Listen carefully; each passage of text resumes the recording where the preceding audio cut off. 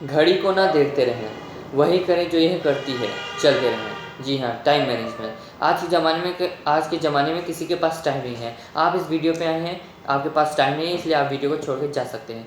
ये जाना ना जाना आपकी मर्ज़ी है, लेकिन अगर आप रुकना चाहते हैं तो मैं आपको बताना चाहता हूँ कि टाइम मैनेजमेंट के कुछ इसमें रूल दिए गए हैं।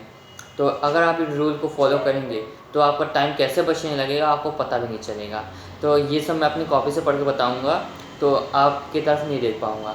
इसको थोड़ा इग्नोर करिए और मैं हमेशा कहता हूँ कि मेरी वीडियो देखते समय पेपर और पेन लेके बैठा करिए। तो इस वीडियो को पॉज करिए और पेपर और पेन लेके बैठिए।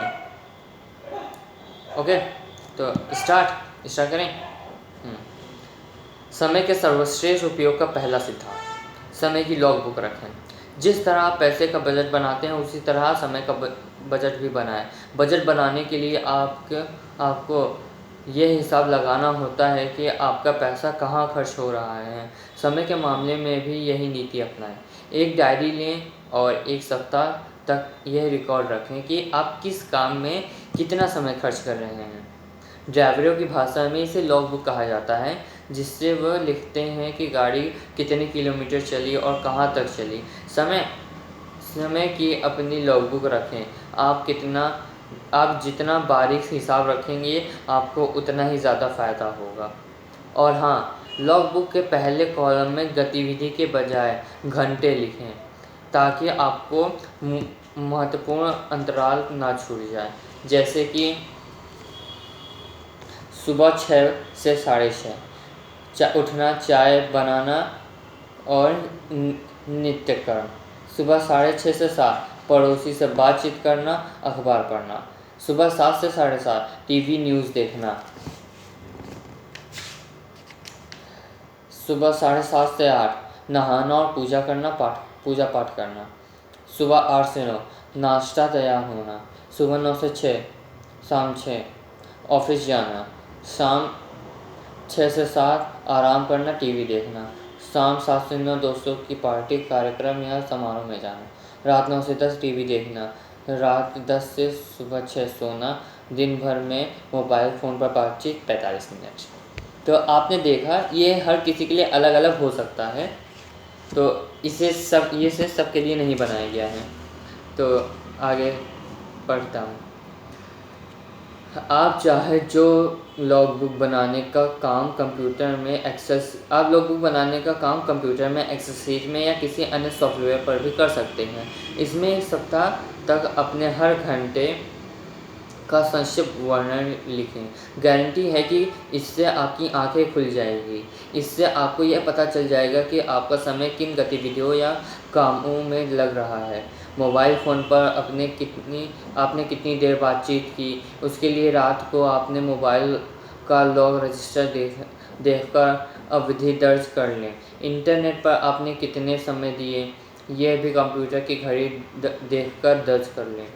एक सप्ताह बाद रविवार को बैठकर इस पूरे रिकॉर्ड की अच्छी तरह विश्लेषण करें, ताकि आपको पता चल जाए कि आप कितना समय इंटरनेट, मोबाइल फ़ोन, टीवी या सामाजिक मेल मिलाप में खर्चा कर रहे हैं। देखिए, इंसान मूलतः आलसी होता है, इसलिए आपके मन में भी इस अभ्यास से बचने का प्रलोभन जागृत हो जाता है।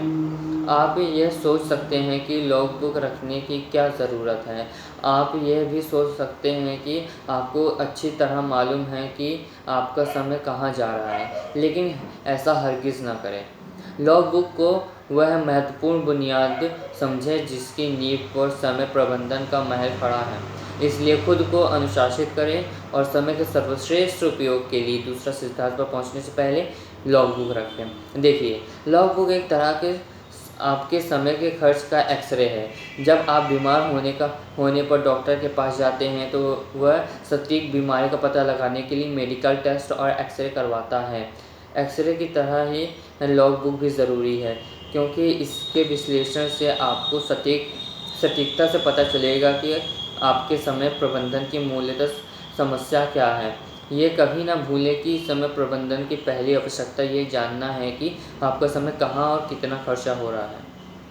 लॉग बुक का विश्लेषण एक दृष्टि से करें कि आपके द्वारा किए गए कौन कौन से काम महत्वपूर्ण हैं और कौन से महत्वहीन, कहाँ से समय निकाला जा सकता है और कहाँ और किन कामों में पूरी तरह से आंशिक रूप से छोड़ा जा सकता है। जीवन का एक मूलभूत नियम यह है कि किसी नई चीज़ को करने के लिए आपको कोई पुरानी चीज़ छोड़नी होगी। अगर आपको कोई पुरानी चीज़ पानी है तो उसकी कीमत चुकानी होगी। अब चूँकि आप समय का सर्वश्रेष्ठ उपयोग करना चाहते हैं तो इसलिए आपको कीमत तो चुकानी ही होगी। अतः पुरानी चीज़ों को छोड़ने के लिए अपना दिल पत्थर का कर लें और उतनी ही निर्ममता से विश्लेषण करें जितनी निर्ममता से कोई सर्जन अपने सीने का चीरा लगाता है। समय की फिजूल खर्ची को जायज़ और तर्कसंगत साबित करने के लिए प्रलोभन से बचें। उतनी ही निष्पक्ष से विश्लेषण करें जैसे आपके नहीं किसी दूसरे के समय आवंटन लॉगबुक हो। आपके विश्लेषण का उद्देश्य यह पता लगाना है कि कौन सी गतिविधियां निरर्थक हैं या किन गतिविधियों में आप ज़रूरत से ज़्यादा समय दे रहे हैं, जिन्हें छोड़कर या जिनमें कटौती करके आप अपने समय खाली कर सकते हैं। गहराई से सोचें, क्योंकि आपने समय को खाली किए बिना आप नई गतिविधियां शुरू नहीं कर सकते हैं। अगले सिद्धांत में आप आर्थिक लक्ष्य तय करेंगे जिन्हें हासिल करने के लिए आपको अतिरिक्त समय की ज़रूरत होगी, लेकिन आपको अतिरिक्त समय तभी मिल सकता है जब आप कुछ पुरानी गतिविधियों को छोड़ने का संकल्प करें। अपना समय खाली कर लें। विश्लेषण करते समय लाल पेन से उन विवरणों का गोला लगा लें जो आपको अपनी प्रगति के लिए महत्वहीन लगते हैं, जैसे टीवी देखना या मोबाइल फ़ोन पर लंबी बातचीत करना या दोस्तों के साथ पार्टी में जाना। यदि आप पूरी गंभीरता से विश्लेषण करेंगे तो आपको अपने समय आवंटन में कई सुराख दिख जाएंगे। इस तरह आप चुटकियों में ही अपने कई घंटे खाली कर लेंगे, जिन्हें आप अनुत्पादक कामों में निकालकर उपयोगी कार्यों में लगा सकते हैं। देखिए, अगर लॉगबुक रखने से पहले कोई आपसे पूछता है कि कितना समय बर्बाद करते हैं, तो आप तैश में आकर जवाब देते हैं, मैं तो ज़रा भी समय बर्बाद नहीं करता। यह इंसान का स्वभाव होता है। वह ये मानता है कि वह जो कर रहा है सही कर रहा है। इसका मूल कारण यह है कि वह जानता ही नहीं है कि वह कुछ गलत कर रहा है। अगर उसे मालूम होता कि वह कोई गलत चीज़ कर रहा है तो वह उसे करता ही नहीं।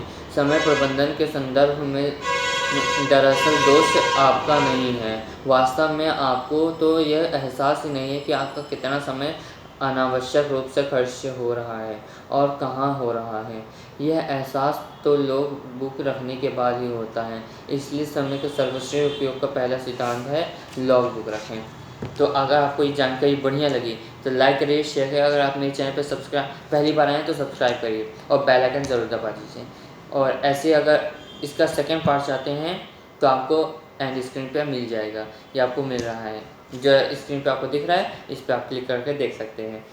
और इस वीडियो को ज़्यादा से ज़्यादा लोगों के पास शेयर करें, क्योंकि उनके पास भी टाइम नहीं होता है। ओके, अगर आपको इसमें मुझे कोई आपको गलती दिखी तो प्लीज़ कमेंट में बताइए और कुछ सुधार करने के लिए भी बताइए। Okay, bye.